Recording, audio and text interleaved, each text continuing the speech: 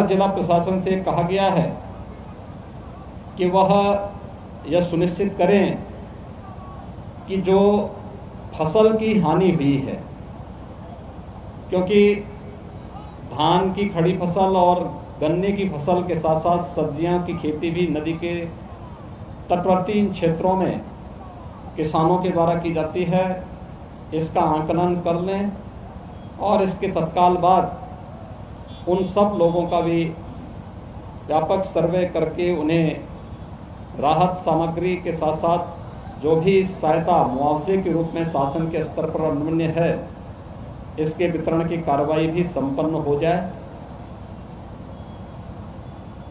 प्रदेश के अंदर वर्तमान में बाढ़ के साथ साथ तमाम वेक्टर बॉर्न डिजीज की भी चीजें देखने को मिल रही हैं।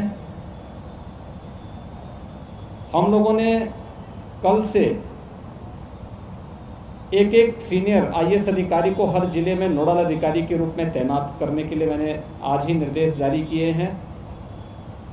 वे अधिकारी हर जनपद में जाएंगे, अगले 4 से 5 दिन तक वहां कैंप करेंगे, बाढ़ प्रभावित क्षेत्रों में राहत सामग्री और वहां पर चल रहे बचाव के कार्यों की समीक्षा करने के साथ ही वहां पर किसी भी प्रकार की जल जनित और विषाणु जनित बीमारियों को रोकने के लिए किए गए उपाय की समीक्षा और जनप्रतिनिधियों के साथ उन सभी कार्यक्रमों को तेजी के साथ आगे बढ़ाने के लिए निर्देशित किया गया है। 5 सितंबर से लेकर के 12 सितंबर तक प्रदेश के हर जनपद में एक व्यापक अभियान चलाया जा रहा है स्वच्छता, सैनिटाइजेशन, शुद्ध पेयजल की आपूर्ति के लिए। इसके लिए स्वास्थ्य विभाग, चिकित्सा शिक्षा विभाग, नगर विकास, ग्रामीण विकास और पंचायती राज, महिला और बाल विकास को विशेष रूप से इसकी जिम्मेदारी दी गई है कि अंतर विभागीय समन्वय के माध्यम से सभी विभाग व्यापक पैमाने पर किसी भी प्रकार की बरसात और बरसात के उपरांत होने वाली किसी भी प्रकार की बीमारी की रोकथाम करने के लिए व्यापक पैमाने पर एक अभियान चलाएंगे। इस कार्यक्रम का भी शुभारंभ हम 5 सितंबर से प्रारंभ करने जा रहे हैं। प्रदेश के अंदर बाढ़ की स्थिति नियंत्रण में है। मैंने स्वयं अपने 3 दिन का आगामी कार्यक्रम बाढ़ प्रभावित क्षेत्रों के दौरे के लिए और उन क्षेत्रों में प्रभावित परिवारों को मिलने वाली राहत सामग्री की समीक्षा करने के उद्देश्य से ही प्रारंभ किया है। बहराइच में राहत कार्य संतोषजनक ढंग से आगे बढ़ रहा है। हर जनप्रतिनिधि अपने अपने क्षेत्र में सक्रिय भूमिका के साथ जनता की सेवा के लिए लगा हुआ है। शासन ने पर्याप्त मात्रा में धनराशि हर जनपद को उपलब्ध कराई है। नौकाओं की पर्याप्त व्यवस्था की गई है।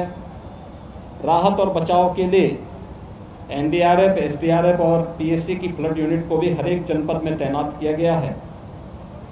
हम विश्वास करते हैं कि सभी लोग मिलकर के वर्तमान में इस आपदा के समय में हर एक व्यक्ति को राहत प्रदान करने के शासन की मंशा के अनुरूप अपना योगदान देकर के इस आपदा से प्रत्येक नागरिक को बचाव करने का प्रयास करेंगे।